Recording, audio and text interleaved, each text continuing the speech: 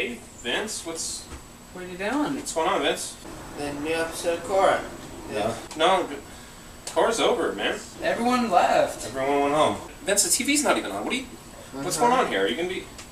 Okay, no, alright, Vince, this is not healthy. Enough of this. Let's go.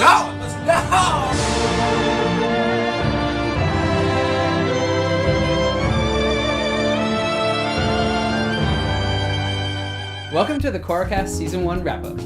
So this, unfortunately, will be the last regular episode of Korracast for a while.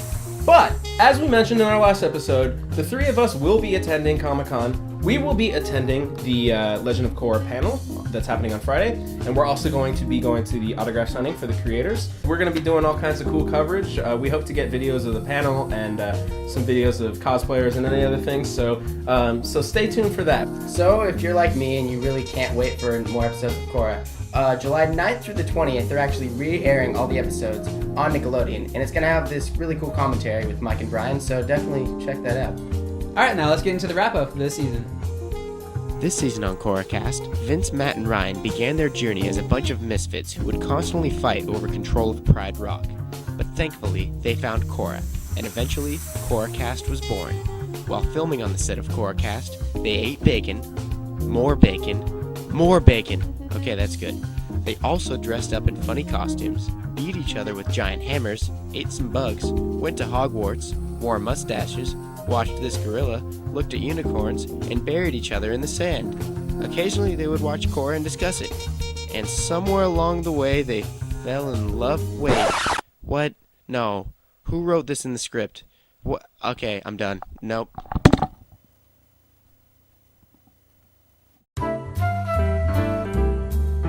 What did you guys think of The Legend of Korra Book 1? I enjoyed it a lot. What did you enjoy? What did you like about this? The animation, first off, is a significant improvement from The Last Airbender, definitely. Yes. The music, a lot of nice jazzy 20s stuff, but it also had the original kind of Avatar score. There was little hints of that throughout the series that I really, really liked. Characters, my favorite was probably Tenzin. He felt like he was almost the connection. I know Katara was still alive, but he was the connection to characters in the original series. I mean, he had a lot of the same values, obviously being son of Aang. He's like, you guys like that like Jedi Master kind of feel? Like, Yeah. I mean, Ryan, did you like Book 1? Did you like it? I enjoyed the book 1 of the Korra Legend. Yeah? Yeah, it was an enjoyable experience for me. I really like the characters. Something that you liked. Of things that I liked, and I've made a list of those things. The Korra would be on that list. It's on it. It's on it. So what did you like? I really liked Lynn. She's probably my favorite character. She just owns face so hard. All the face. It hurts. She owns all the face. Yes, and I can't wait to see her in the next season owning more of aforementioned face. I have to agree with you, and with you. I enjoyed Legend of Korra Book 1. I enjoyed it quite a bit. I really liked the universe that it said. Technically, it's the same universe, but I liked how it's changed. And this may come as a surprise, but I actually really liked a lot of the relationships between the characters. I think that it explored some new territory that we didn't really get to see in the first one. One of the characters that I really liked was actually Asami Sato. Partially because she is a beautiful woman. But also just because it was really cool to see a character thrown into the mix to create this kind of love drama up against more serious topics. But also she was a really strong character. Through the midst of everything that was going on, it was nice to see a character who was very, very strong in her ideals and what she believed. And what did you guys think of the relationships? Because I know we haven't talked a whole lot about it. I did overall enjoy them. I don't feel they were quite as strong as the previous series, but I did like Asami and her relationship. How did you feel about how they kind of closed it out, or do you feel like they did close it out? when Asami gives that goodbye kiss to Mako after she and Korra going to go fight Amon, it seems like she's accepting that Mako is going to be with Korra, and she's accepting that they're just going to be friends. I was really expecting this to cause her to flip-flop. I was waiting for the scene where she turns evil, and I thought this might be the thing that puts her over the edge. Isn't that like such a great thing about Asami? Even with everything that's happened to her, her boyfriend is with the other girl in their group. Yeah. Her father is on the totally opposite side and is trying to kill them. Right. And even so, she sticks with her ideals and what she believes is right. Do you guys think that we might go back to this? Because it does feel like if they wanted to reopen this, there are a few things about the finale that could be explored more. So how did Korra actually learn airbending? How did she learn airbending? How did she get her bending back? How did she give her bending back to everyone else?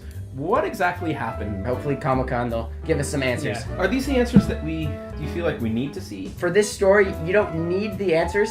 It would be nice because then you could understand a bit more about how this universe works. Right. But I mean, like, in terms of what happens with these characters, it's not necessary to know. For me, it was a little more fundamental to her entire process. I mean, the entire point of this first season was that our enemy, Amon, was bending people's powers away. Right. And if doing that to a character actually ends up unlocking more other different powers, then it's like, well, then what the heck is really happening here? Right. And it opens up another, box of different questions. It also actually opens up, some more philosophical questions about whether, did she deserve to get her powers back? Right. Was it too easy of a fix? What did she do, like mentally, physically, whatever, with her personality to actually get to the point where she could be able to airbend? Right. Because, as we saw before, she had a problem airbending because it was contrary to her personality. Now, if we look in the past series, Aang had a problem earthbending, right? Because it was contrary to his. Mm-hmm. And what did he have to do to learn earthbending? He had to basically rewire the way he thought about things. Right. Change his approach to life, essentially. Instead of dodging, maneuvering, and avoiding problems, he had to learn to take them head on. And Korra never had to go through that same mental process. Because the moment she performs her first airbending, it's a strike. Right. She performs it as a strike, as if she was expecting to produce fire. Right. Right? Mm-hmm. Because that's how you'd produce, a firebending strike. And the fact that she produced air, like, I never saw a reason why she should have been able to do that. I mean, you can argue back and forth till the cows come home about how it worked, what in her brain or her soul caused it, but at some point you have to look at it in terms of a character arc. Right. Was this a good character journey that Korra went on? Yes and no. Okay. For Aang, it was always this struggle of how am I have to kill the Fire Lord. That was the big thing in the finale. He didn't want to do it because it was the opposite of what he had been taught his entire life. So how am I going to go about doing this? And luckily, energy bending, came about. But for Korra, it was basically, how am I going to defeat Amon? And everything she's learned from the non-bending revolution is that you can't fight them with bending. It's not going to work. It's the opposite of helping your cause. She tries to defeat Amon with bending. I mean, that's what happens. She loses her powers, and yet it unlocks a way for her to defeat him. So really, what was her arc? What did she learn at the end of it that showed her that there's a different way to end this anti-bending revolution? There was a point in the finale where they said, we're gonna have to be smart about this, and they go in and they try to use their word. I mean, there's a couple times in Avatar, the original series, where they try to use words and it doesn't work. The case I'm using right now is Avatar Day, when Aang tries to stand up on the trial for himself.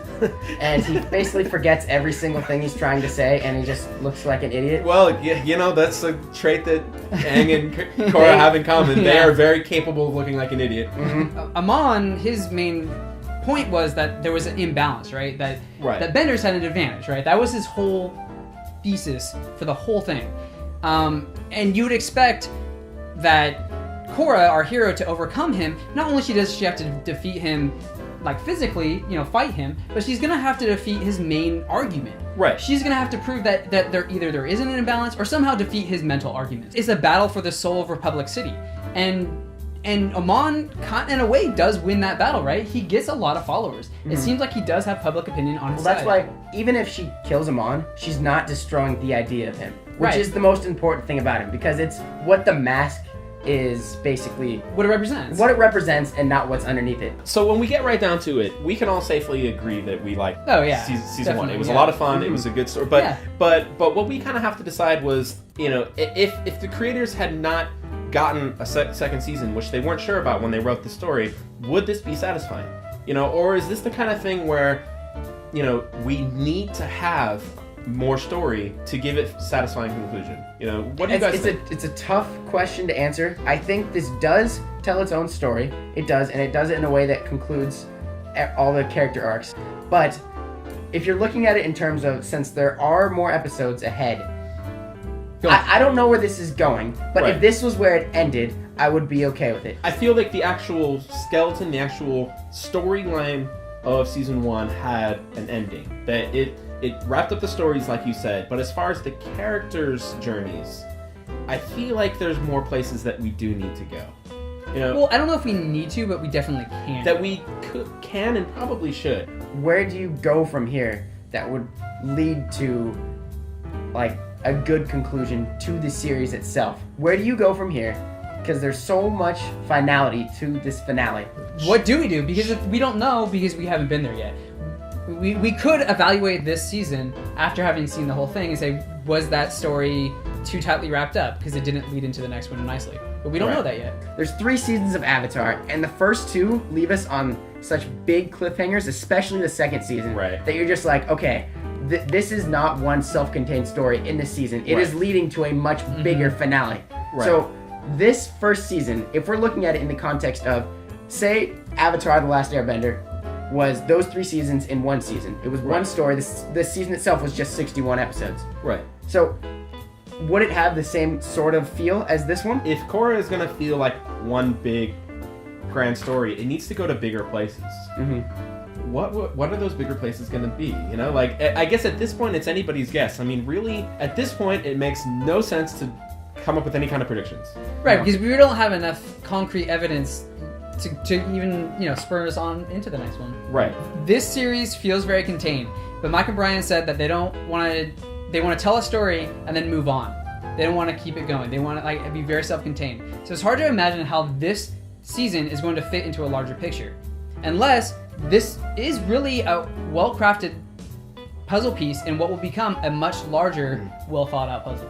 Yeah, and I definitely think it's possible. Mostly because they are very competent story guys. So I'm confident that The Legend of Korra will be a riveting tale to tell to our grandkids one day. Yeah.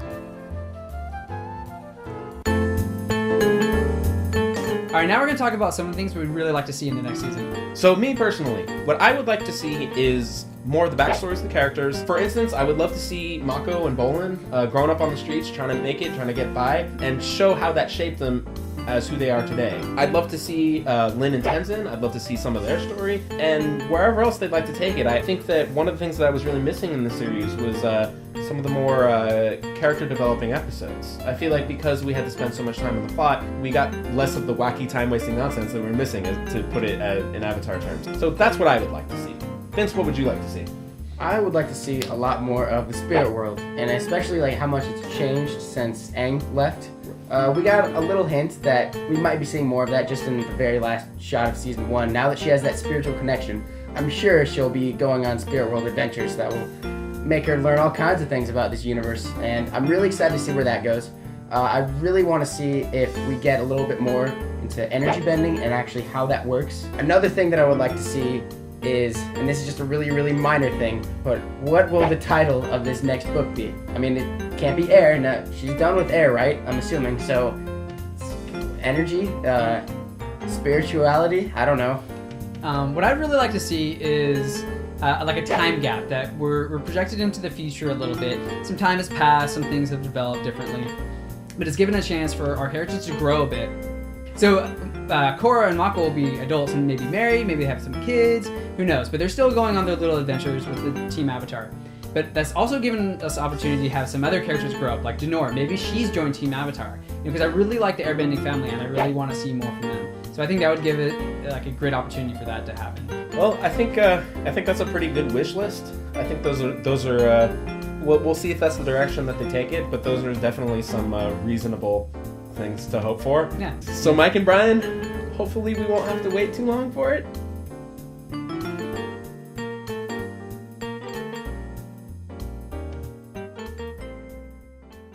Guys, now that Korra's over, I just don't know what to do with myself.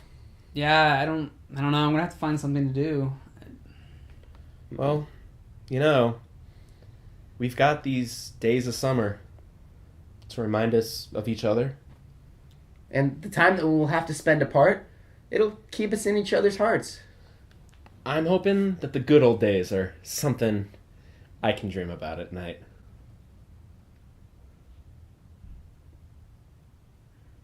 Yeah, no matter if it's sooner or later, I know it's gonna be alright.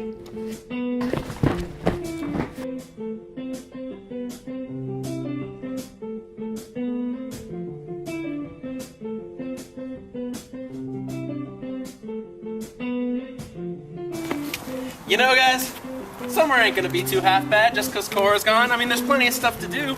I'm gonna go to the beach, maybe barbecue. I might play some baseball. Yeah, I'm gonna catch some waves. Yeah, just because Korra's not happening doesn't mean it's gone forever. Hey, guys. Korracast will never be gone. Not as long as those who remain are loyal to us. Yeah! See you go, but it's not forever, not forever. Even if it was, you know that I would never let it dim.